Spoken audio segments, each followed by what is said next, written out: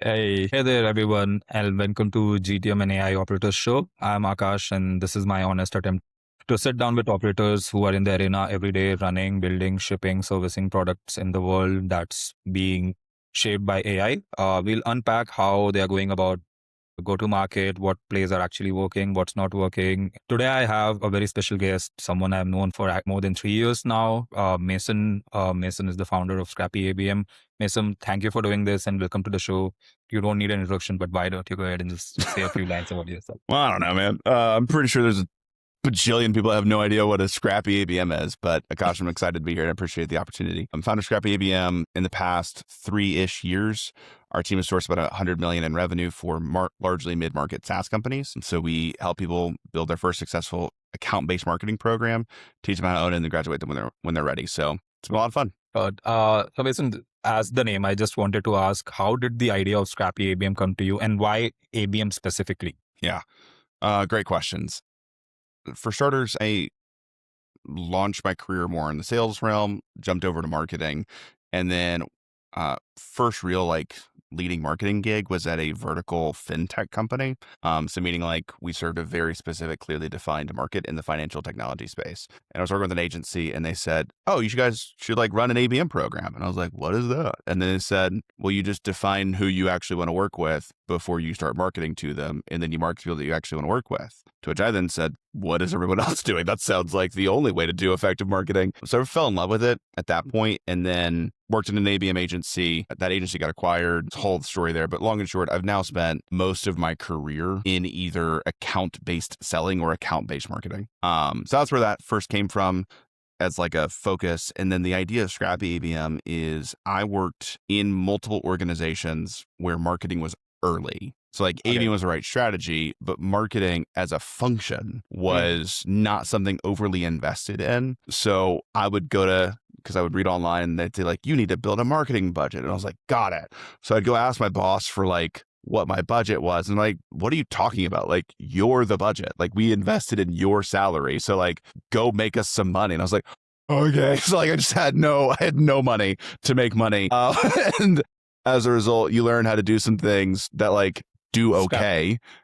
Yeah, you learn how to do some scrappy stuff. So long and short, all of my programs have been largely based in organic email, some basic ad programs, and just really good CRM and marketing automation based programs. And that's where Scrappy ABM came from. It's just how do you use what you got, build out something that works, and then scale it? So I think we've used the word Scrappy ABM and you said a few lines about it. If I have to just throw it out, what is ABM in very simple layman terms? What does it entail? And which kind of companies and at what stage should they consider? And are there signals for companies before they start looking at an ABM program? Yeah. So the number one thing that I always look for is product market fit. So if you have a product and you're I don't know, we could probably sell this to anybody. You should be running ABM. You not a fit, because the whole goal of account-based marketing is to focus in on a certain number of accounts or companies. So if you can't clearly define the market that you serve super well, you shouldn't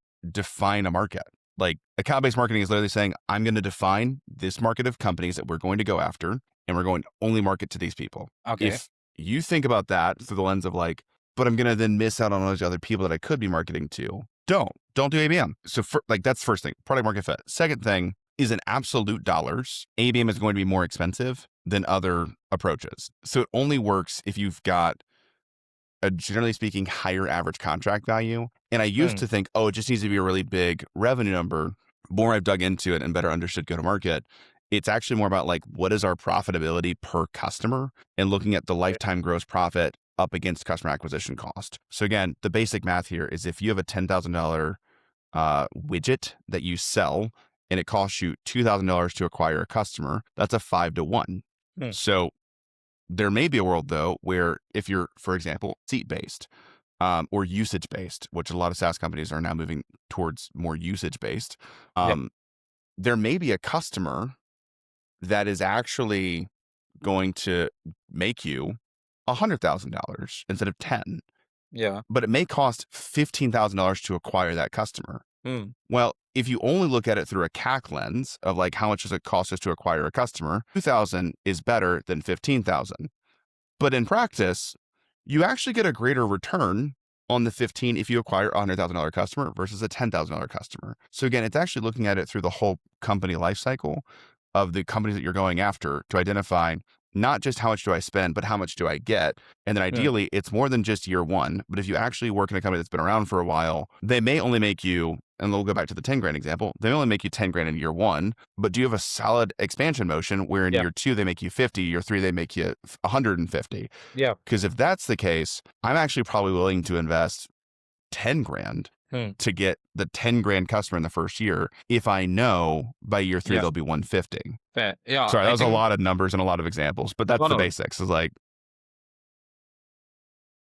the point number one, that definitely they need to have a product market fit. And second is that you're focusing on a very limited set of accounts.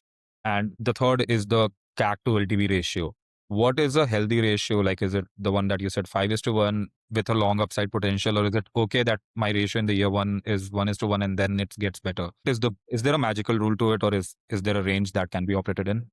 Yeah, I mean, I typically think about this through the lens of lifetime to the best of my ability. Now, a lot of the companies that we work with, they're like, well, we only have 2 years of actually reliable data. So like these customers have been around for at least 2 years. So like, okay. So I then look at it through the lens of, at minimum, like in a modeling perspective, you're aiming for like a 10-1, like lifetime.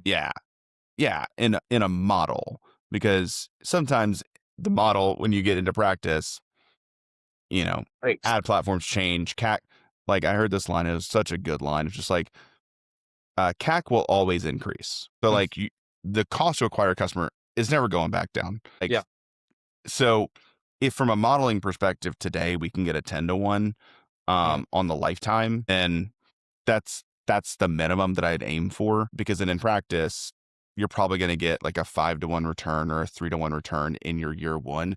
But the longer you then retain the customer, the more money you make. So those are the basic numbers that I like to run with. So companies are running ABM. A lot of your clients have graduated and left.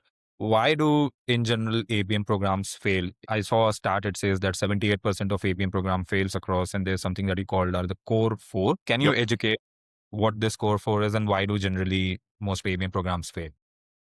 Yeah, so there's core 4 reasons. Are one, sales marketing alignment. So ABM works really, really well when you've actually got sales bought in on going after these specific accounts. And what that functionally means is they may do something a little bit different than what they've historically been doing. And for example, there are some sales teams that only reach out to certain accounts after they've come inbound, or they hit a specific event that they attend and then they reach out. So again, what we're looking at within the context of ABM is your sales team may not be asking for a meeting, but for example, maybe proactively connecting with different folks in the buying committee to actually get people connected so that they can reach out to them later as that account becomes more engaged. So if your sales team isn't open to doing some things a little bit differently to engage these best fit and like super high value customers, it's going to be really tough to actually build up the program. Reason number 2, fit. Like, you shouldn't be running ABM. So we already touched on that of like product market fit, high ACV. But like, there are lots of companies that have come to us that are like, yeah, like we sell a $10,000 a year product and a client stays for 2 years. And I'm like, our price point alone is like not a good, like this is expensive, like in absolute dollars. But if you sell a $500,000 thing, ratio wise, really good. Like, so again, you just want to look at it through the lens of, do we have a clearly defined market? I can talk a lot more on that if we want, but that's number 2. Number 3 is typically the actual internal resourcing. So I worked previously with a couple of different agencies that were like highly in the SEO space. And sometimes it feels like people are like, oh yeah, can you just like sprinkle some SEO on it? Like, we're just going to make some content and just like, can you SEO it? Like, and often that's how we do like, it's often how ABM is also referenced is like, oh, we'll just like ABM these accounts. And it's like, just because we added them into our ABM program, like if we don't actually do anything differently, the like close rates don't magically just jump because we called it ABM instead of just like marketing or demand gen. So you need some dedicated folks that actually like wake up and think about ABM. And what I mean by that is, do you have somebody who is actually like a single person that is truly held accountable for the success or failure of the ABM program. And ideally, it's not the marketing manager. I refer to her as Susie. I love Susie. But Susie is typically a marketing manager who already has like a full-time day job of probably running social and email and writing out some content. And then typically the CMO says, hey, can you ABM what you're doing and like make it more targeted? Well, then Susie has to also figure out how in her day she's going to do her full-time job that she's already doing, plus partner with sales, develop enablement, think through a targeting strategy, like just a bunch more work. That's actually like a cross-functional initiative. So if you just start at one person and don't give them any additional support to like build out everything else, they're going to fail. But also, if you just say to the whole department, we're going to start doing ABM and no one owns it, it's also going to fail. So you've got to have dedicated resources to the different aspects of the program.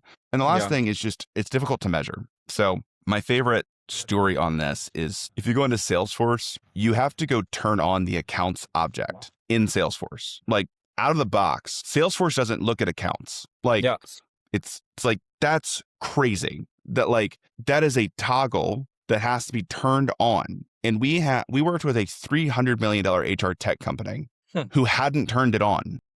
So like they had scaled, I mean, very successfully, but like accounts as an object just wasn't turned on in Salesforce. So if you go to just launch an ABM program in the current tooling technology you have, you don't change how anything is measured, then it's going to fail because you don't actually know if you're seeing higher account engagement. You don't know if accounts are actually showing up. You know contacts, you know people, but what is missing is the connecting point of, oh, we actually had 10 people from the same organization that showed up on our website in the past 2 weeks. So you've got to figure out how to measure success. Scores are not getting aggregated if you like don't have the tooling right for it. I'm just thinking, I think a big failure point could be who is owning that internally. It just cannot be a marketing manager's, just cannot be that person's responsibility, the success of the program, because there's so many teams involved. So how does, like, from a failure point of view, like ownership, how do you, what has been your experience with that? Yeah, this is going to get really tactical for a second, but I think we've clearly defined that there are typically 8 roles involved in an ABM program. Now, within that, that's not 8 people. Like some people can sit in multiple seats, but like there's 8 core roles. So it's strategist, like who actually is designing the program. It's then content. So like we need a writer that's doing blog content, white papers, like outbound sequences, ad sets. Like somebody's got to write the words. We need a designer that's going to make things look good. You need a RevOps person that's setting up your workflows and your dashboards and making sure everything actually gets set up. You need channel owners. So often the channel owner may be the same person as a strategist, but as you get into a larger and larger organization, like there are jobs that are like, we run social and like we run email and they have their own set of KPIs that they're responsible to. So like, but you do need channel managers. You need an outbound person. So like someone that's actually going to go out to the organization. You need the executive sponsor. So that's typically going to be your CMO that's like helping get leadership aligned of like, hey, I know email and social and outbound have their own goals. We're going to actually have them spend some of their time on this ABM program that will make all of us more money. It's like somebody's got to go to the executive team to get leadership aligned on that front. And then last is what we refer to as kind of execution owner. The other way of saying this is project manager or a cat herder, like the person that makes sure everybody actually does their job. Yeah. So if you've got somebody that built strategy, wrote content, designed it, set everything up within the context of the tech stack for your workflows and all your reporting, people that actually like put the content in the channels, someone's going outbound, someone actually helps the executive level, and then everybody was coordinated. Those are the core 8 roles that you need. And you can, like, I have sat in content strategy, channel, and execution owner. Like I've sat in 4 of the 8 seats. Like it can be one person, but at a certain point, you got to make sure that those roles are covered off on. And if they're not, then something's going to fall down. This is actually very amazing. Just moving on, I think there's another term that you use, which is, I think when we talking about ABM failure or program failure, is what you call as fake ICP. Is it different than product market fit or is it something else? And you yourself has said that AI can solve a lot for it, but just wanted to dive a little bit further into it. Yeah. So, I mean, when we look at the ICP, even if you have product market fit, most people go to an ABM program in some capacity because they want to move up market. The challenge is when you move so far up market, that is no longer representative of your customer base. So like one of my favorite little exercises, and so when somebody gives us an ICP, we go into their CRM and we build a list and we outline all the current criteria of their ICP. And then we just add the toggle of customer. And if your ICP does not pull up current customers, that does not like the ICP like term is ideal customer profile. So if you have 0 customers of your ideal customers, it's not an ideal customer. It's Like an that's aspirational customer. aspirational. Yeah. Yeah. Like, so like my running joke is SMBs that try to like target Microsoft and Apple and just ABM them. I'm like, okay, like we hypothetically could, but Yeah. like, do you really think Google is ideal for you? Or like, Yeah. do you just want their logo on your website? Because also legal's not going to let you put their logo on your website. So it doesn't matter anyway. Yeah. So just like working through that kind of stuff of like, it shouldn't be your entire customer base because Yeah. there is a subset of your customer base that is better than all your other customers, like 80-20 Yeah. rule. 80-20 rule. But Yeah. ideally, the ICP that you've developed is the top 20% of your current customer base. And then my goal is to go get more of those people. Moving on to the next question.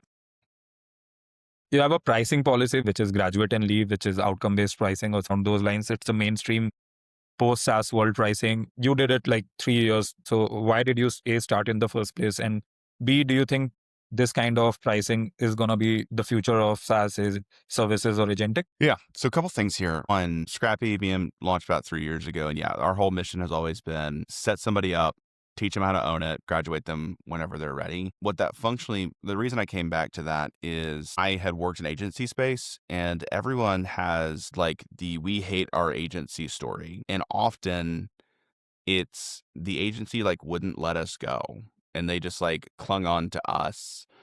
And we really just wanted to like be rid of them. They were a vampire, they were a leech. That's kind of how like a lot of people like view agencies as like leeches. Leeches, yeah. So I looked at it and I was like, well, I don't want to be that. Like I actually want to help people. And like I'm gonna be super clear. Tons of problems with this model. Like my LTV never typically extends beyond like 2 years. So we've been in business for 3 years. I technically have one client that's been with us for 4 years because they were a client before I launched the business formally. But we're just like, they're the anomaly that just like, I keep actually trying to graduate them and they're like, actually, no, we really like working with you. And I was like, okay, like it's fine. But most of our clients leave after like a year to year and a half. And it's by design because they're happy and they got everything they needed. And like we high five and send them on their way. So again, my perspective on that was just, I didn't want to be a leech. And then the other thing is, I think every agency relationship ends and how it ends is largely dependent on the agency. So again, if I continue to try to upsell them into infinity, they'd be upset. And then I'd have a otherwise potentially happy customer leave unhappy. Final 2 thoughts, specifically as it relates to ABM. I do think this belongs in-house long-term. There's a level of personalization and specificity and business understanding that like we as outside consultants, I don't think we'll ever truly be able to fully grasp. What I think we're super good at is developing the systems and the processes through which ABM programs run in your organization and then enable people on how to think about ABM and then let them run it on their own. Now that does take time. It takes like a year to 2 years to like fully set up and implement and like get everybody on board. After that, you should be good. So I do believe that ABM should be in-house. And then the final thought on this is when you graduate your customers, they actually send referrals. So as a business model, our model is successful because we have customers that leave happy that send other people. And we're like, guys, this is crazy. They actually told us the truth and helped us. Like, and I want to be super clear. We've had plenty of customers that have left unhappy. Like I'm not perfect, but I'd say it's probably 20% of our customer base that has had a negative experience, which point we made right by them to the best of our ability. And 80% of people have been super happy. So like, I'll take that. Do you have an opinion on specifically this pricing of the outcome-based pricing? I think it's what people should have already been doing in general of like value-based or outcome-based pricing. Those that have been doing a cost plus model anyway, were like leaving money on the table as service providers. Like for starters, I think value-based or outcome-based pricing has not, like that's not a new model. I do think it's easier to operationalize now because we have more visibility and more tracking to the actual outcomes, but I think that's the way to go. You make more money and the customer is typically happier because they paid for an outcome and not an hour. Yeah, I think 100% agree. Coming to specific channels, LinkedIn is one of your biggest channels. You built a 7-figure business in 12 months using content alone on LinkedIn.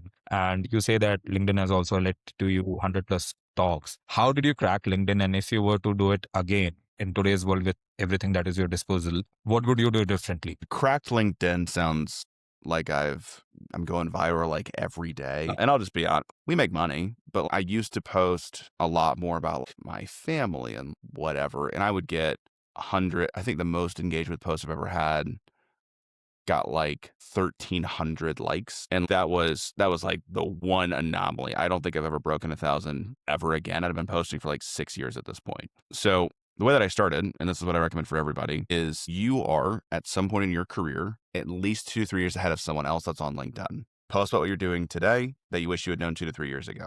And like you will build an audience that way, speaking to the person you were 2 to 3 years ago. That's always a just easy, helpful starting place. I refer to also this as learning in public. So I just like would learn something and then share it because I knew if I had learned it, it was probably helpful for somebody else.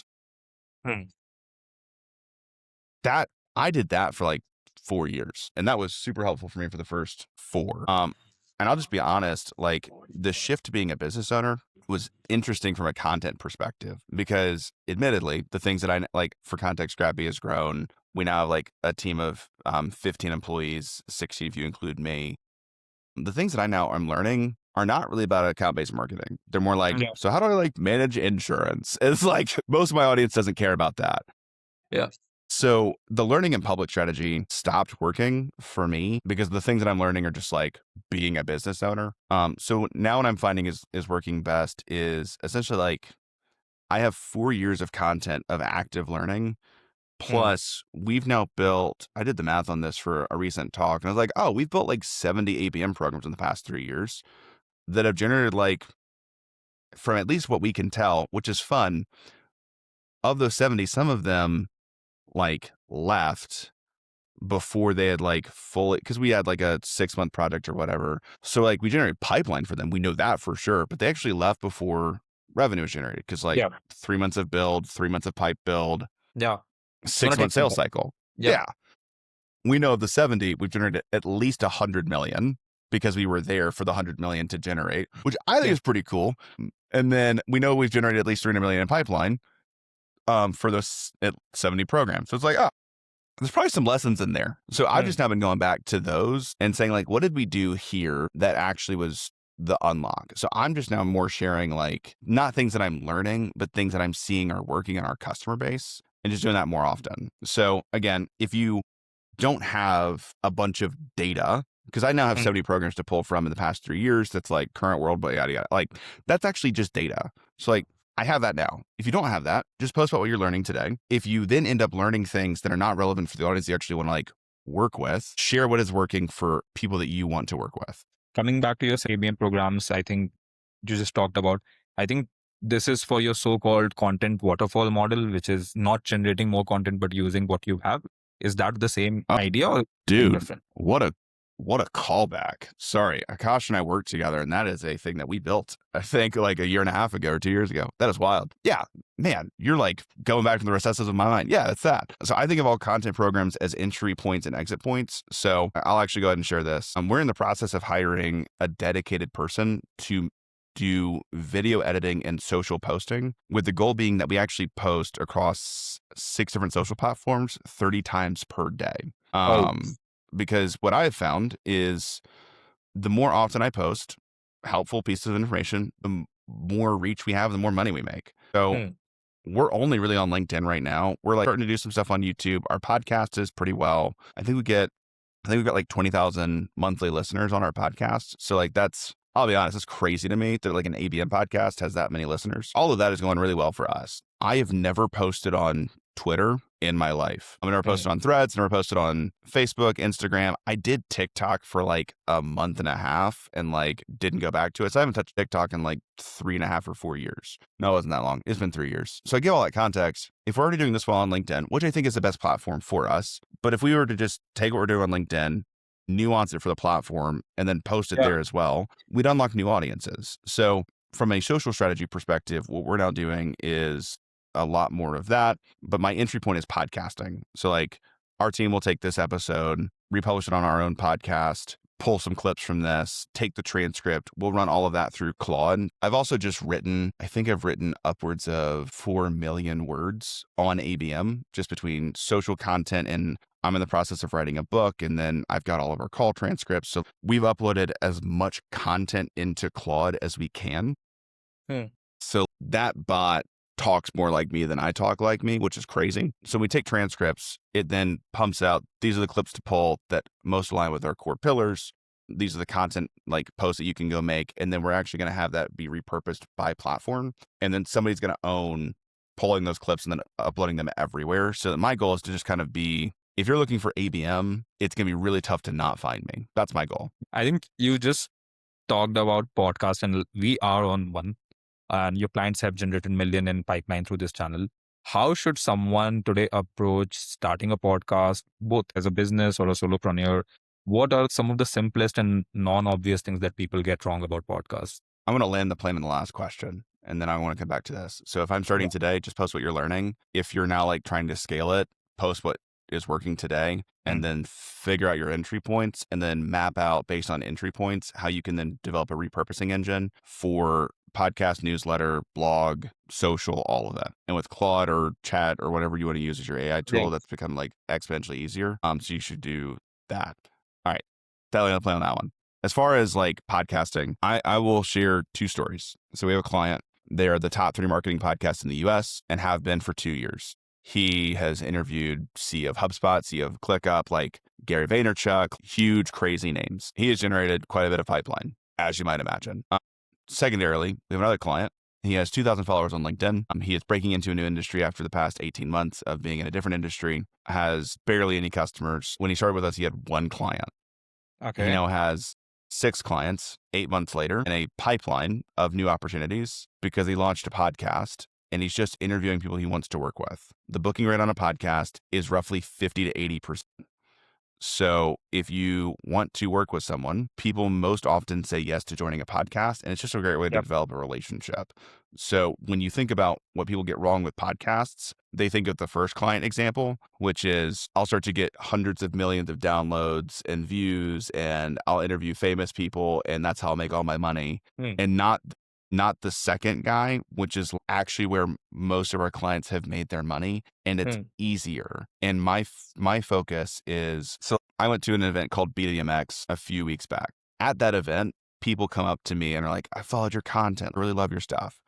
At that event, I am known and people come up and talk to me. So for my little industry, I explained to my friends, I'm like deeply important to like 100 people that happen to have a budget. But outside of that 100 people, I can say factually, I have never once been stopped in my coffee shop, in my grocery store, at any restaurant by anyone ever.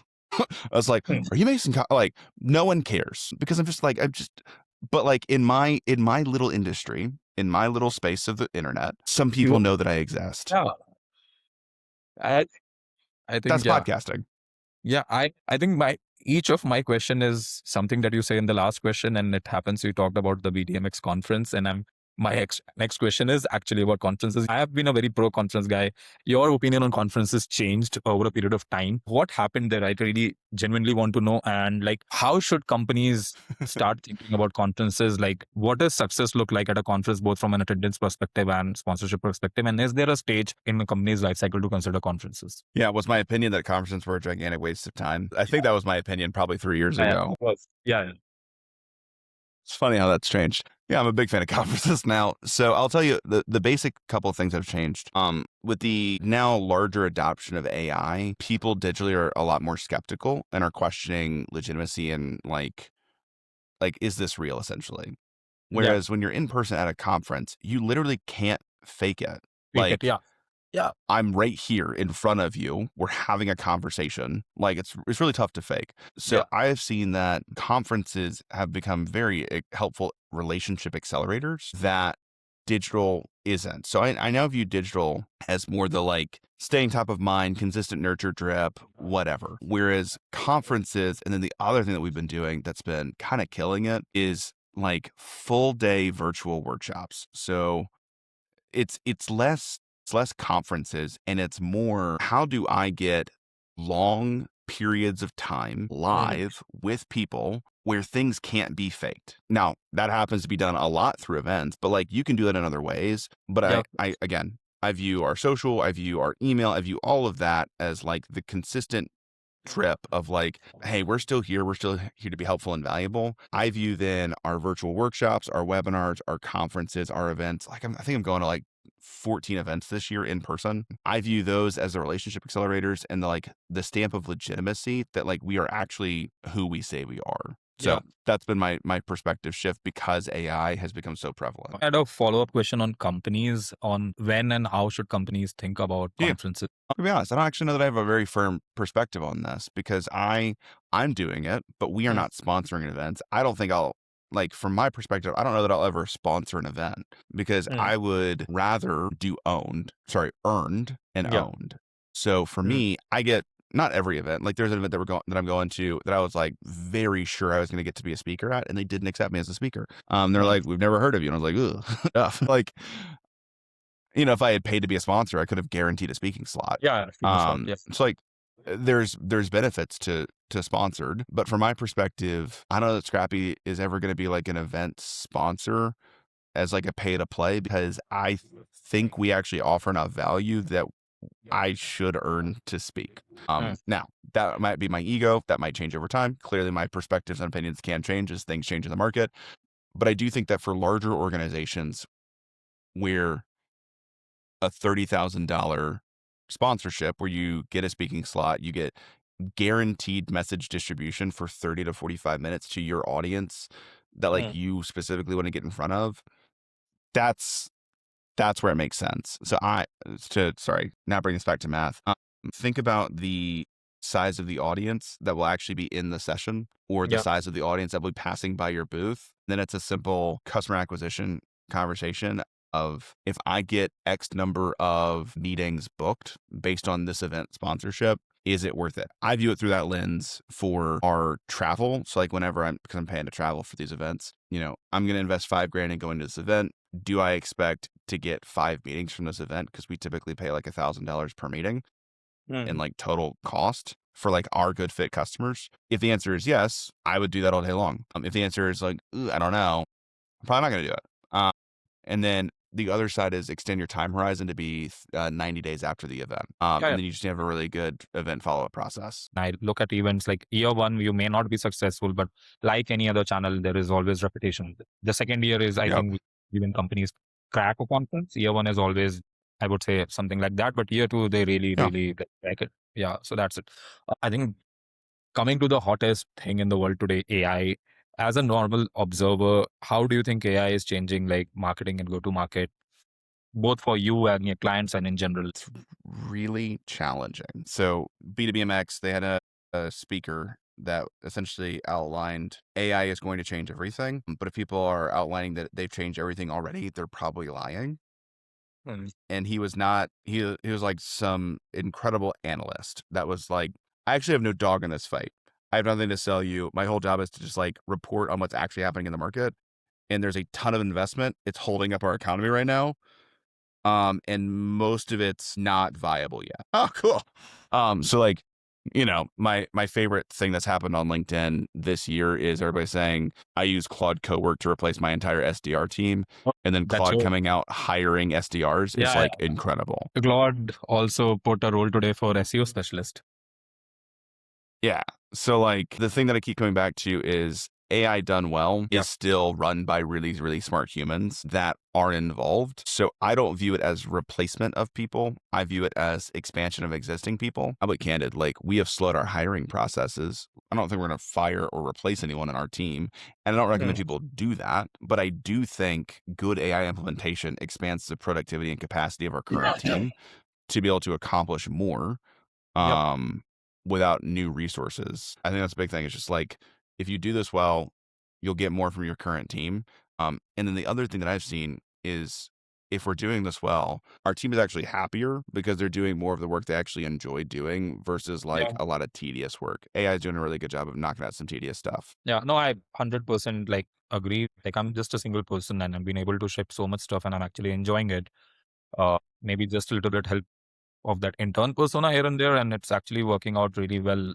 But again, person behind the system has to be really good and they actually have to be very pro about it and excited about like, hey, what more can I do with the technology? And it's true with every technology. Like just honestly, do you think like people are overdoing AI just for the sake of showing that they are doing AI? Like I had a team member that spent like 2 months trying to like automate AI, like the development of case studies. And it was like, yeah, it'll like scan all the Google Drive folders and documents and files from a client. It'll review every Fathom call that we've ever recorded. So like we'll be able to pull in direct quotes. Like I've prompted it in such a way that it can like perfect map out a case study. Spent like 2 months on it. It was complete, like it was garbage. And I don't mean that as like negative against them. It's just like if you scan every call from 18 months as input information. Yeah. Like it was quoting our team as like customer testimonials. And I was like, it doesn't even know who like the people are. It's like, it's just not good. Instead, after 2 months of that, I was like, because the other side note, I was like, with the 2 months we invested in this, we could have just written the case studies. We have like 20 to 25 clients at any given point. Not all of those clients will be worth a case study. Yeah. We're probably going to crank out like 6 if we're crushing it, like 10 case studies 10 a year. Yeah. A So, case study like- a month, like amazing business. Like if you're like, that's like a benchmark. A case study a month is like, and it has a shelf life of 2 to 3 months, like 2 months minimum. AI is just being overused. Physical events are going to be very important because that's the space where humans to human depth, no fluff, no fake connections. I made a LinkedIn post about it, but there are no more humans left on LinkedIn to read it. Like honestly, like it's just, anyways, coming back to the backbone of ABM, I think that's true about what a thing that you said, that buyers have almost made their mind before even getting to the first call. And it's also an expansion of what you say as the qualified buying group. With everything that's happening around, how does B2B marketeers, go-to-market people, operators think about buying behavior that is shifting today? Like they have made a mind about you even before getting on a call. They have had AI research about you, but how do marketeers prepare for such a buying behavior? Intentional targeting through the entire journey. So like brand recall on average takes roughly 3 to 6 months. So if you want to target someone, you have to be aware that for them to remember you, it's going to take about 3 to 6 months of intentional targeted messages. So like that's the first step, is are we actually curating the messages that they're getting so that we can actually shape their perspective over the course of 3 to 6 months? Step 1. Step 2, now that they're aware of us, how are we driving that, how they think about the problems that they're experiencing? Once that's done, great. Now we're moving into exploring viable solutions. Can I tell you the most impactful thing that we've done for people that has dramatically accelerated our sales cycles? I'll just go ahead and share. We just tell people exactly how to solve all the problems that they currently have without ever buying from us. So people don't buy from us because we have some kind of a secret sauce or like any kind of hidden guidance.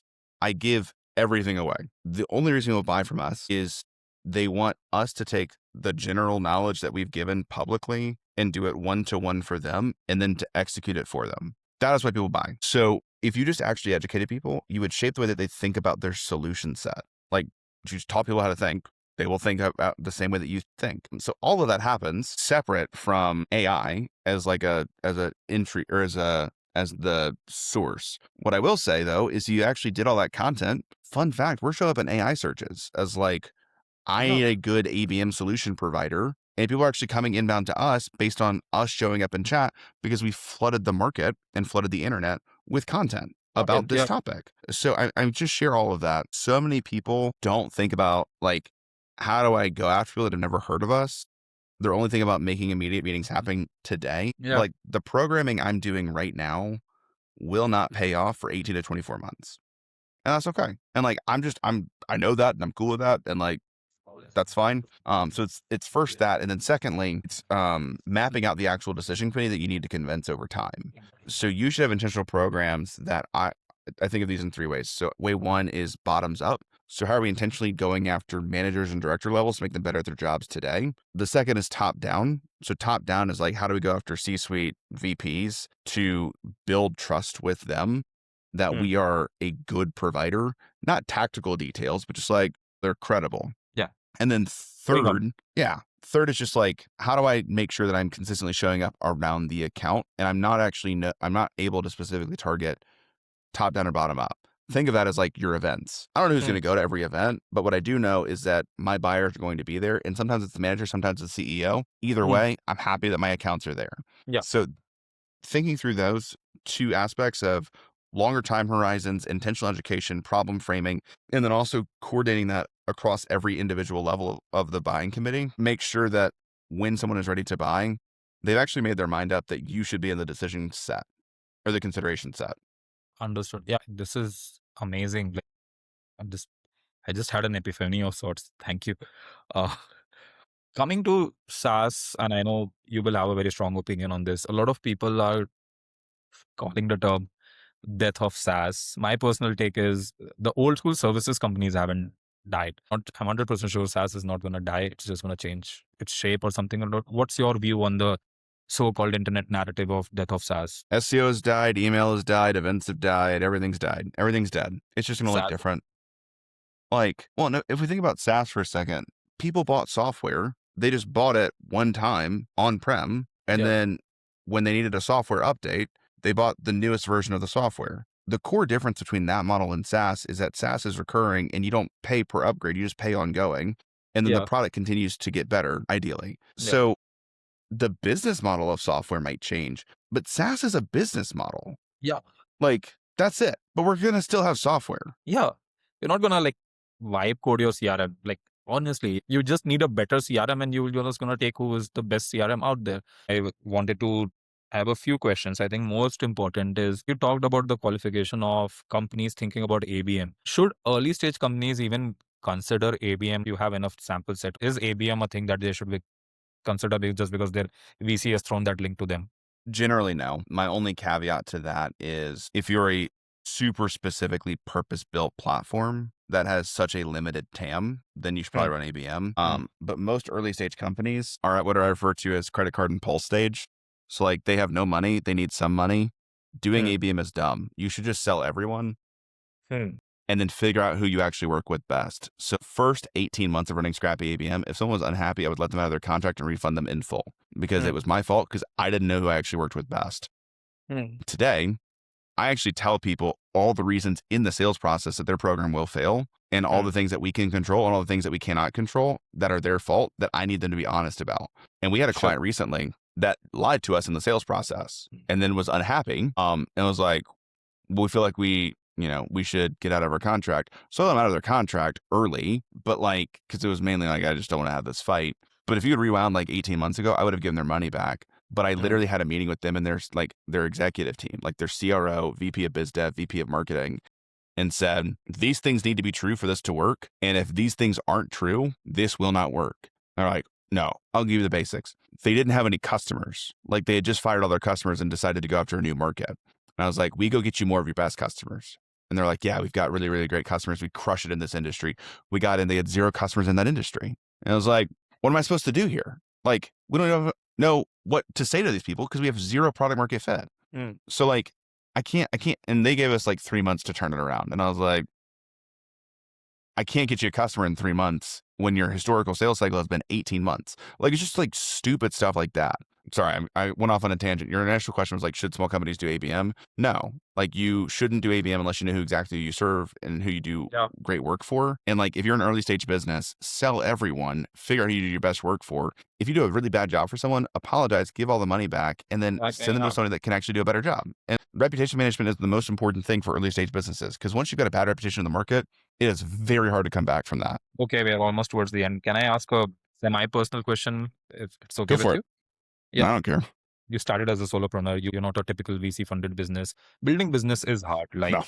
yeah, it has really, I think the highs are okay, but the lows are pretty low. What kept you going? And I'm asking because I'm also entering into this world and there are a lot of founders, solopreneurs who this clip will definitely go out to. What message do you have for people? I love my life. So like that's the basics is I actually really do enjoy ABM. I think it's like, I think it's fun and I now get to work with people that I like really care about. So we grew this business to a point where like I got to hire a bunch of people that I had known for a while. And I care about these people. And then the other side of it is like, I just have a really, really incredible wife that supported me because we took a gigantic pay cut to get this started. But I just enjoy it. And then it's now gotten to a point where like we make more money now than we did 3 years ago. But also that was a recent change. So like we made less money for like 2.5 years. And And it's only been the past 3 months that we've started to make more money. So for me, I enjoy it. I love the people I work with. I love the work that we do. I actually think we make an impact and a difference on people's lives. And for me, it's fun. So that's pretty much it. If I were not enjoying this, I would not be doing it. So like, if you hate what you do, you should probably stop. I just have two very interrelated questions, and we are almost towards the end. How do you think is gonna be the shape and structure of a go-to-market and a marketing function going forward in companies? Like there is AI enablement, I would say, not replacement, but what do you think would look like? What I think it's going to be is subject matter experts that work with an AI implementation person who pulls everything out of their brain into a standardized process that then is uploaded into a series of prompting or specific tools or whatever. And then you take the busy work out of that person's brain and standardize that into prompts and SOPs. Fair. I started my career 10 years, 12 years ago. If someone's very early in their career and they're thinking about go-to-market, marketing, ABM, what would you recommend them to maybe a starting point for their career? So first things first, it depends on the organization that you're a part of. I got my start largely in content because I worked at organizations that had no money. So we couldn't invest in anything at all. It was terrible. So again, everyone has a Google Doc and can upload words to websites. So I think content is a really, really great entry point if you don't have access to any of their tools. Now that said, tools have come a long way. Tools are a lot less expensive today. So I give that context just to simply outline, if you're more process oriented in nature, come up through marketing ops. Some of the best leaders that I know are marketing ops leaders first, that then, because they figured out how to operationalize everything and standardize everything, got really good at strategy. So again, get what you actually have access to go and do, and then go become a deep expert in that area. And then once you've become a deep expert in that area, start to understand kind of the secondary and tertiary things, and then expand your role capability. I would say for me personally, I'm more of a content guy in nature, but because I've now built too many ABM programs, I'm pretty okay at ops work, and I'm pretty good at strategy now. I'd say I'm more strategy than content today, but I started in content because that's what I had access to. So just start with what you have and then build from there. First of all, thank you for just giving the time today. I think this has been a really, really great session. Thank you, folks who have joined. This is Aakash, this is Mason, and thank you for staying till the end at the GTM and AI Operators show.